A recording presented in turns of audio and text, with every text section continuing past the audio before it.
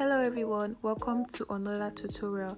In today's tutorial, you're going to be learning how to draft and cut a 90-degree flare. As you may already know, we have the 90-degree flare, 180-degree flare, 360-degree flare, 720-degree flare, 1080-degree flare, and 1440-degree flare. So basically, the higher the degree of flare you're cutting, the more fuller the flare would be. I'm going to post other tutorials on how to cut the other degrees of flare, but for this tutorial, you're going to be learning how to draft and cut a 90-degree flare. So if that's what you're interested in, do keep on watching. So for a 90-degree flare, which is the lowest, you are getting the least full flare. To make you understand better, we have this circle, which is ideally a 360-degree flare. When you divide the circle into 4 quadrants, you have 90-degree flare in each quadrant.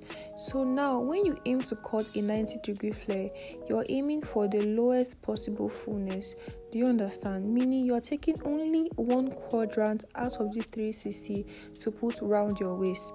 So that is basically the analogy. Do note that you can cut directly on your fabric as long as you follow the instructions judiciously. So basically, to get the radius, meaning the first line we're going to cut, I'm using a waist of 24.5 inches, right? So I'm going to use a formula which states radius, which is to get that first line. Radius is equal to 2 multiply C. C is your waist circumference divided by pi. And we know that from mathematics, the value of pi is 3.14.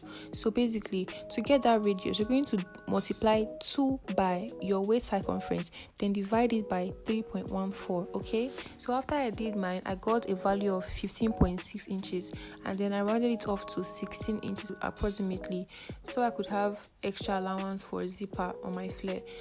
So I placed my tape at the bottom edge and then started measuring my 16 inches. So you have to take note of the way I placed my tape, okay? So the only thing that you're going to be moving is the bottom of your tape, not the top. The top will remain right at that edge. You're only going to take your figure, for in my case I had 16.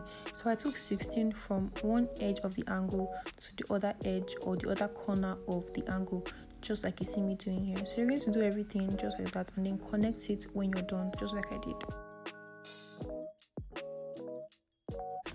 So after getting your radius line, the next thing is to mark your flare length. So for this particular measurement I use, the person's flare length is 6 inches or about 7 inches. So I added 1 inch extra for allowance. So that made me mark it. So from your radius line, you're going to just go right across it and mark your flare length, and then you can go ahead to connect it and then cut on your fabric.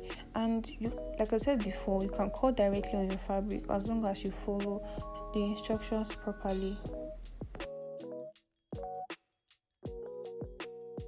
So after cutting on my radius line, which is going to be your waistline, I went ahead to measure it to be sure, and then I got a total of 26 inches, and my client's waist is 24.5 inches, meaning I have an excess of 1.5 inches, which will be enough for zipper allowance. So that is it.